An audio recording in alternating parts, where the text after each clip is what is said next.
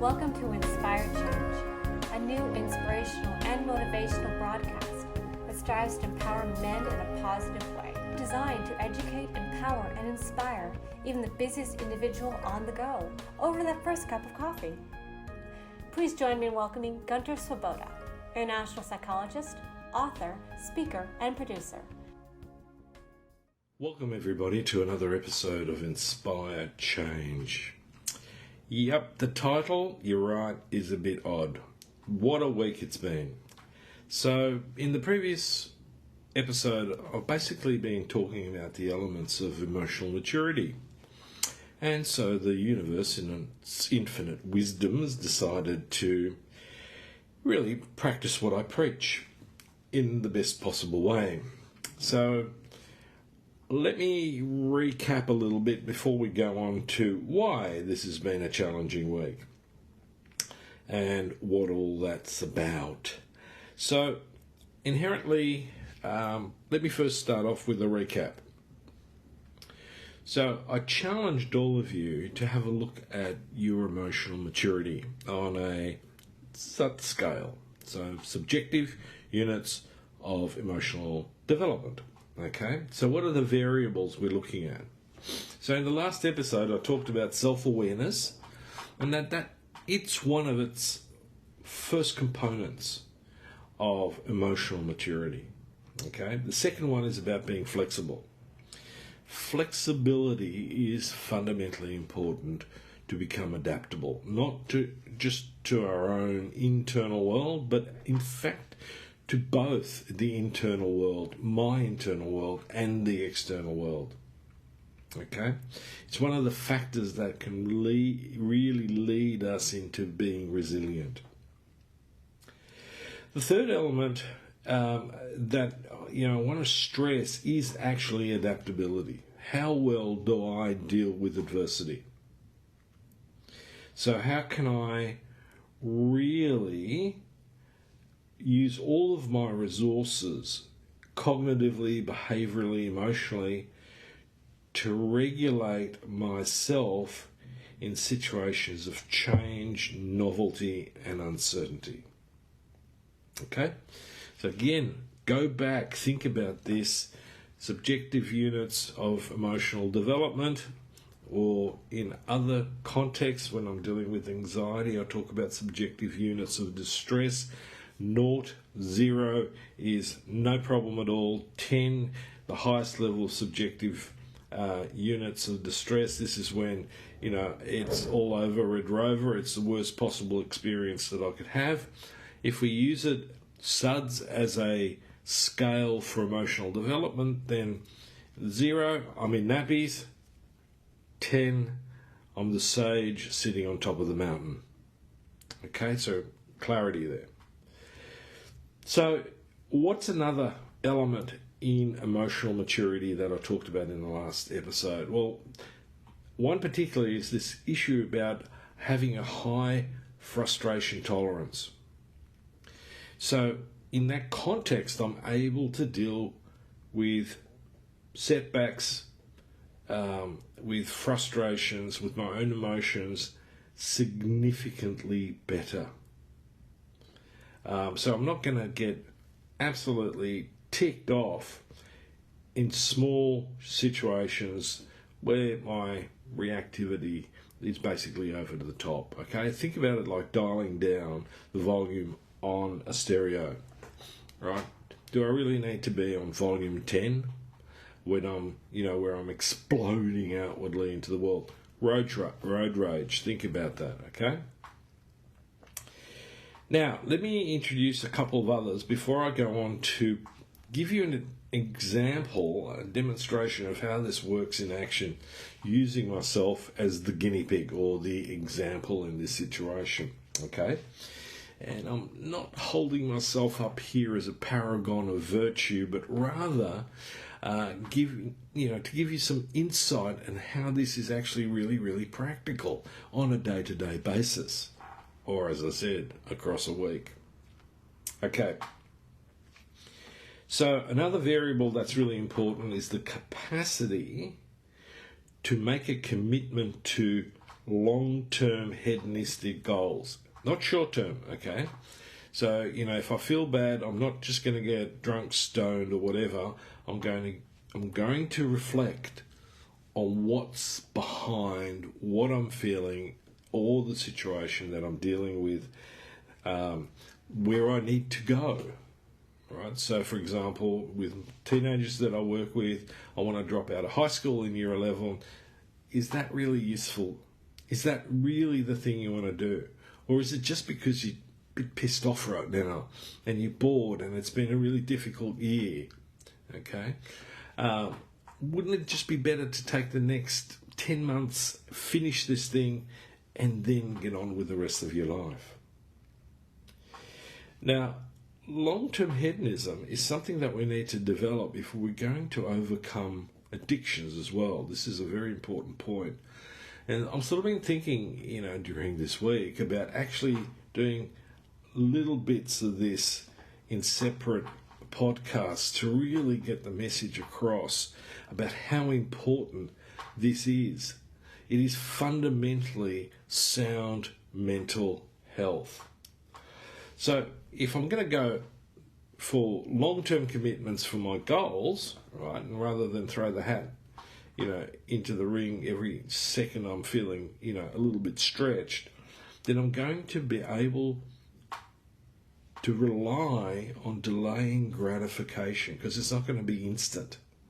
Unlike the effects of alcohol and drugs, it takes a while to really, get the bang for your buck in terms of what you're doing.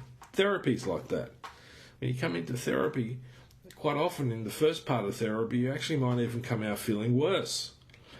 But if you stick with it, if you commit to the process in the long term, it's going to have a huge payoff on many, many different levels. Now, the other thing that I want to talk about, and that's also significant in our world today, is the question of locus of control. Now, it's not something that most of us talk about in society at all, really. And there's two types. Firstly, there's the idea that a person has external locus of control. So, for example, I don't know what's wrong. This always happens to me. It doesn't matter what I do. I can't seem to get it right, or, I just can't succeed at this. And that's contrasted by internal locus of control. Okay, so what do I mean by that? And that's where I take ownership for what's going on within me and in relation to my life. So if something's not going well, I'm not going to, source the cause of my upset or frustration in the world. I'm going to look for myself internally. How am I thinking about this that's making it more difficult for me than what it needs to be? Okay, so that whole idea is I'm an active agent in my life, and a lot of stuff is up to me. I need to take responsibility. I need to take ownership for the things that happen to me and the way that I react to those things. I can't constantly blame somebody or something else for the rest of my life. At some point, I'm going to need to take a step back and go, okay, which part of this is mine? What is it that I'm bringing to the table which is uniquely me in the circumstances? Because often when you look around, someone else may not be reacting the way that you may be. Okay, so that's locus of control. The other one is humility. And let me give you a definition of humility, which I quite like. Humility isn't thinking less of yourself. It is thinking of yourself less. Okay? I'm just going to leave that there for the time being. But, it's definitely not the falling on my knees, gravel rush variety, and just to add a little spice to it, whipping myself. Okay? Most of us are pretty good at the whole process of self-criticism, self-judgment, self-denigration.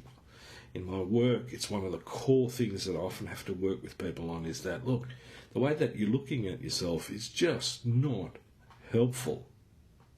You significantly caught in a web of punishing yourself, but at the same time setting yourself up.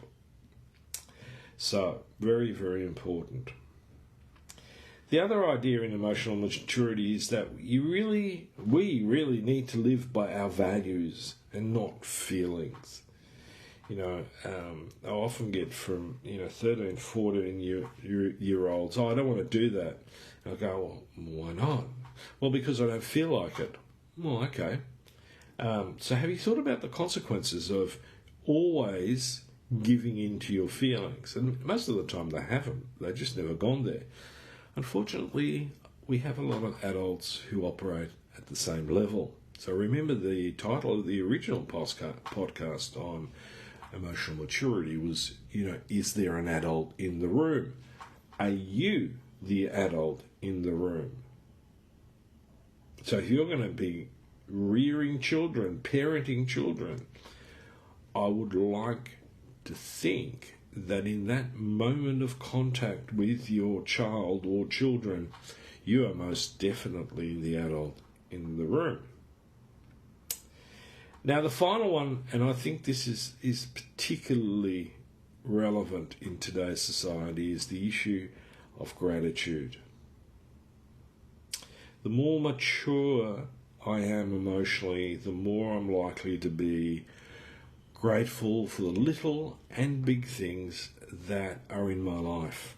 And obviously a lot of that's situational, and I can't tell you what you need to feel grateful for or not, and how to measure that. But make it simple.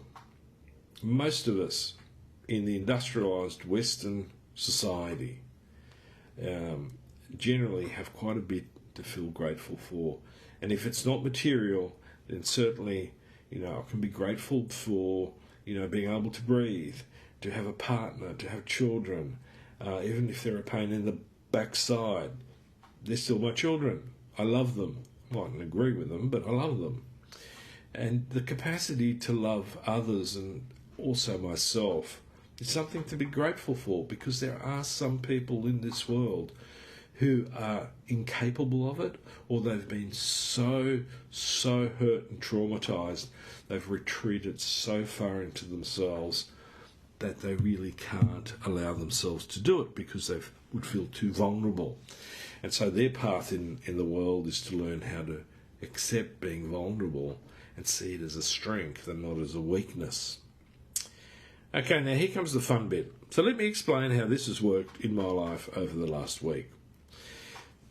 I'm not sure, but I'd imagine most of you would pretty well accept that my life's fairly busy. I do lots of things. I run a clinical practice. I've got a pretty big caseload. I love that. And I'm working on a whole bunch of projects, writing projects, a documentary, a couple of books, 2 fiction books and a non-fiction book that I'm cooperating with a colleague and friend. And so things are full. My bandwidth, both practically and emotionally, is running well, but tight. So the universe decides to play some tricks on me, basically to challenge me. And sometimes I really think, often in moments like this, about the god Loki in Norse mythology, the trickster, the mischievous one. And I think, boy, he's moved into my house at the moment. Why? Because this is where it starts. Last Saturday, I'm working away on my computer. It's early morning. My wife is still, she's gone to work, so she's, left me alone to my own gig. And I'm thinking, okay, I'm going to get heaps of stuff done. As I'm working through the day, my computer, my desktop computer, seems to get slower and slower. And eventually I thought, okay, I need to do some maintenance here. So I do the maintenance. Come Sunday, everything's going all right. Monday, Tuesday, Wednesday, Thursday is going to be really busy, but I want to get some stuff done, including this podcast. So that all of those of you who subscribe will now be acutely aware that this particular podcast is several days late.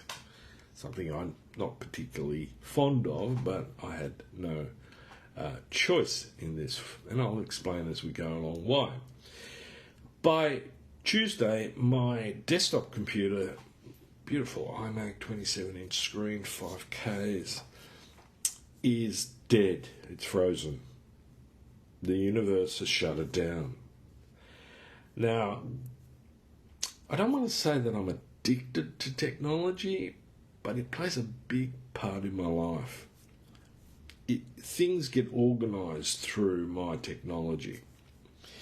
And so I thought, okay, I need to get this thing up and running. So when I tried all the things, and I'm not too bad with technology, once I've tried all the things that should fix it, nothing worked. Now, if I have an Achilles heel, then it's my technology not working the way that I want it to. I can pretty well be patient and tolerant with many, many, many things. So if I put this in the framework of, critical parent, adult, and wounded child, my technology going bust seems to trigger not a wounded child, but a raging child. So it's a 5-year-old going burko in my head, triggering all sorts of things. Okay, immediate needs gratification. This thing should work right now when I want it to. And because it's not, it's the worst thing that could happen to me in my entire life. My adult goes, don't be ridiculous. You're being a baby. Get out of the nappy, wipe your backside and get on with it. So I go, okay, well, I could buy a new one. That'd be a really quick solution. I could just, get them to deliver and blah, blah, blah. That'd solve the problem. Yeah, the adult goes, yeah, well, that's a bit ridiculous. This could be a simple fix that might cost you a couple of $100 as opposed to close to 3,000. Okay. I'll need to delay gratification here. So if I run through the bits, so the first thing is self-awareness. I'm fully aware that my child is having a tantrum. But as the adult in the room, I'm having a little chat to my 5-year-old going, just chill, dude, it's going to be okay. So I thought, okay, this is not the worst possible thing that could happen. Lots of other things could happen. In the scheme of things, this is not a biggie. A couple of days, it'll be okay. We'll have the desktop running, it'll be good. I'll get the technicians in. Now, on the Wednesday, I also had scheduled a review with my surgeon for my shoulder and to have a talk to him about my right shoulder because it's been giving me curry. So for the last couple of months, I've been in chronic pain. Now, if one thing is going to rub anyone the wrong way, is having constant pain. Anyone who's had that experience knows exactly what I'm talking about.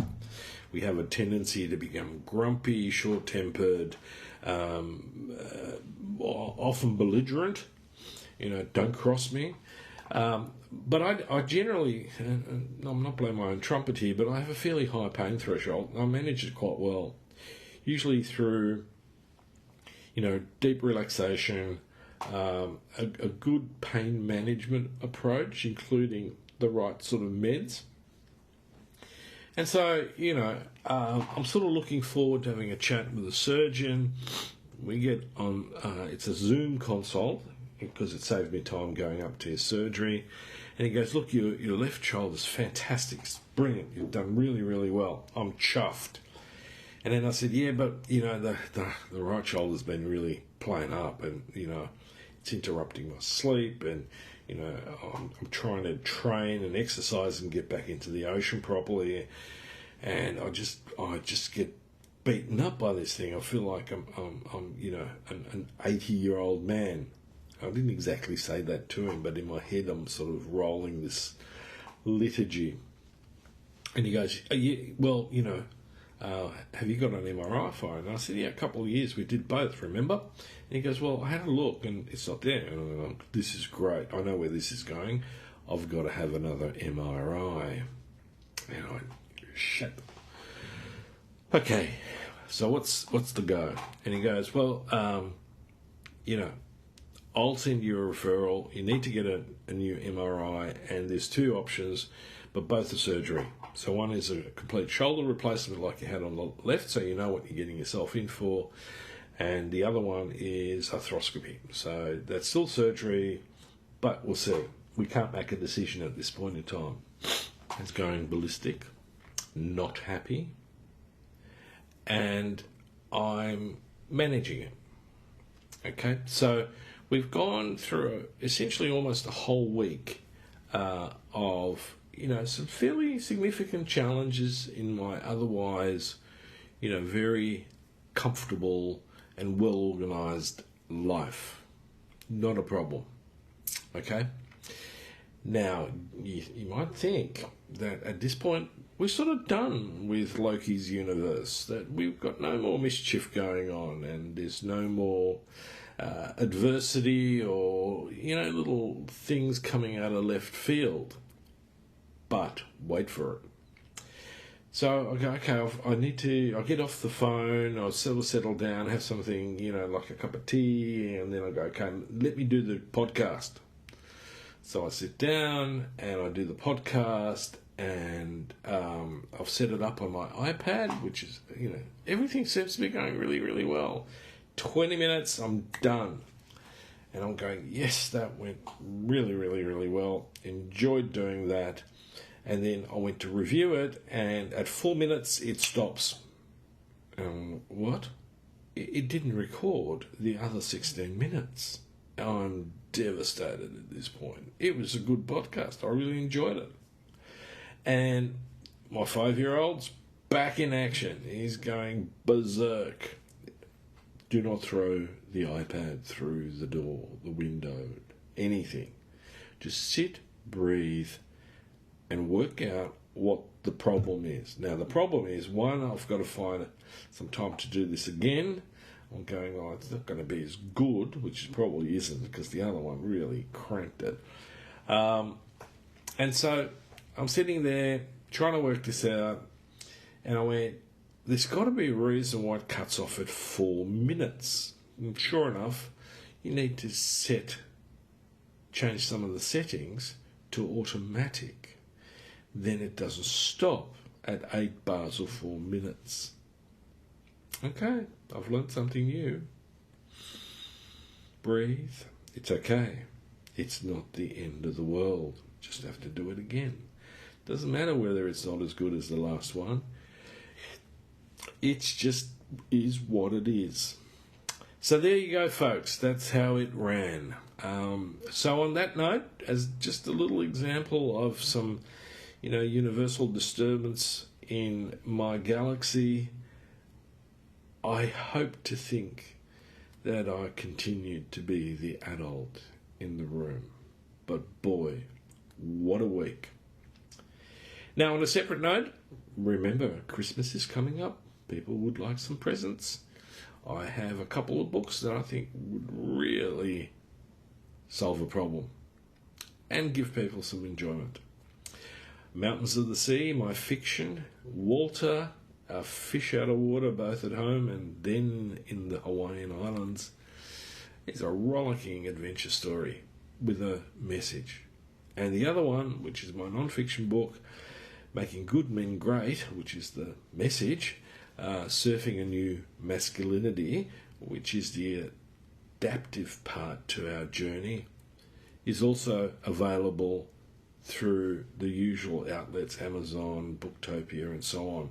Please check them out, and if you haven't, buy one, buy two, buy a few. In any case, they'll make a great present. So until next time, see how you go with your emotional maturity. I can, right now, simply rest on my laurels for the time being until the next time Loki kicks into my universe. Thank you for listening to Inspire Change with Gunter. Gunter Swoboda does individual and group coaching for men looking to grow. For more information on this and the global Making Good Men Great movement, check out goodmengreat.com to get into contact. If you have a topic for the show or would like to be a guest on the air, please email producers at miranda@noirtainment.com. That's Miranda, Miranda, at noirtainment, noirtainment.com. Thank you, and always keep inspiring change.